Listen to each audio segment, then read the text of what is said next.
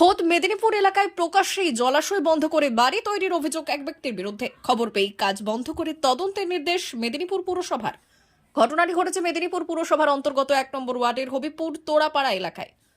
অভিযোগ, পশ্চিম মেদিনীপুরের কেশপুর এলাকার কার্তিক সাঁতরা তার স্ত্রীর নামে হবিপুর এলাকায় 17 ডেসিমেল জায়গা কেনেন, যার মধ্যে প্রায় 13 ডেসিমেল জায়গা জুড়ে রয়েছে পুকুর। কিন্তু ওই ব্যক্তি জলাশয়টি ভরাট করে পিলার দিয়ে ইতিমধ্যেই পাকা বাড়ি নির্মাণ শুরু করেছে। এই বিষয়ে এলাকাবাসীদের তরফে বিষয়টি জেলা শাসক, মহকুমা শাসক, ভূমি দপ্তর এবং মৎস্য দপ্তরে লিখিত আকারে অভিযোগ জানানো হয়েছে।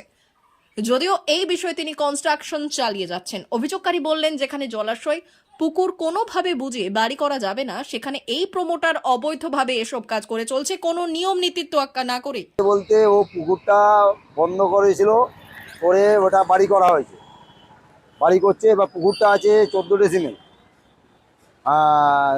12.5 ডেসিমেল। ওইটি অর্ধেক ও পুকুর, আর ওর নিচের জায়গা আছে 34 ডেসিমেল। তো ওইটি ও পুকুরের মধ্যে হাফ পুকুর ঘিরে বাড়ি করছে। ওইটি পুকুর যেমন পুকুর ছিল সেরকম পুকুর যেন। অভিযোগ জানিয়েছেন? হ্যাঁ, অভিযোগ জানিয়েছিলাম এসডি অফিসে, বিএলআর অফিসে, ফিশারি অফিসে, ডিএম অফিসে। অন্যদিকে জায়গার মালিক কার্তিক সাঁতরা নিজেই স্বীকার করেছেন যে তার জায়গার 13 ডেসিমেল ডোবা বা জলাশয় রয়েছে এবং তা মাটি ফেলে ভরাট করা হয়েছে। তিনি উল্টো সুরে বলেছেন, জমিটি কেনার সময় তা ভরাট ছিল। না, প্রমোটিংয়ের তো ব্যাপার কিছু না, এটা আমি নিজস্ব বাড়ি করছি। প্রথম কথা হচ্ছে, দ্বিতীয় কথা হচ্ছে যে এখানে দুটো দলিল, একটা হচ্ছে বাস্তু পোর্শন, একটা হচ্ছে ডোবা পোর্শন।